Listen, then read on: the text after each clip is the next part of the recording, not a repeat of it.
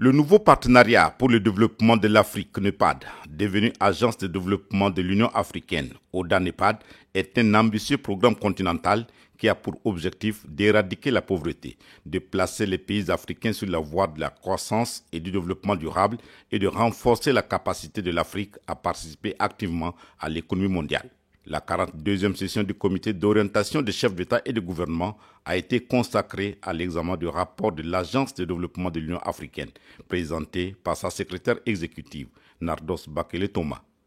La qualité du rapport détaillant les stratégies et les avancées en matière de développement du continent, ainsi que les défis, a convaincu tous les dirigeants quant à l'obligation d'agir en synergie pour gagner le pari de l'agenda 2063 de l'Union africaine.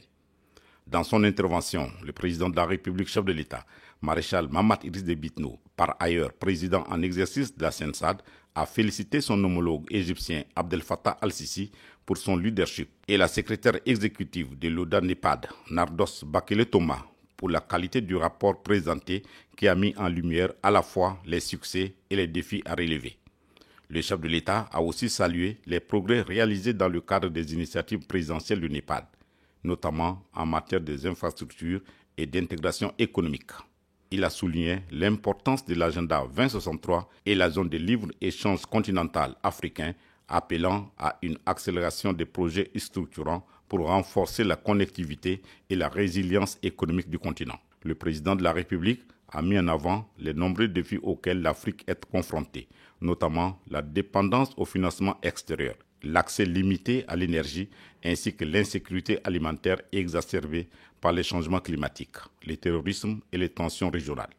Il a insisté sur la nécessité d'investir davantage dans une agriculture durable et de promouvoir des mécanismes de financement innovants pour garantir une souveraineté économique effective. En sa qualité de président en exercice de la CENSAD, maréchal Mahamat Idriss Déby Itno a également plaidé pour des initiatives adaptées aux réalités sahélo-sahariennes, mettant en avant des projets prioritaires tels que la dynamisation des corridors économiques transsahariens, le renforcement des infrastructures de transport et la création de pôles énergétiques. Le chef de l'État a relevé la nécessité d'une meilleure coordination entre les différentes communautés économiques régionales afin d'éviter la duplication des projets et d'optimiser les ressources. Reconnaissant les efforts déployés par l'ODA-NEPAD, le président de la République a appelé à une coopération renforcée entre les États membres, les institutions régionales et les partenaires au développement, soulignant le rôle crucial que doit jouer la Banque africaine de développement dans le financement des projets stratégiques, tout en encourageant une plus grande implication du secteur privé dans le processus de transformation du continent. Fidèle à son credo, le chef de l'État, maréchal Mahamat Idriss Déby Itno, a réaffirmé son engagement à œuvrer pour une Afrique plus prospère, indépendante et résiliente, en exhortant l'ODA-NEPAD à s'adapter aux nouvelles réalités et à jouer un rôle plus décisif dans la concrétisation des ambitions du continent.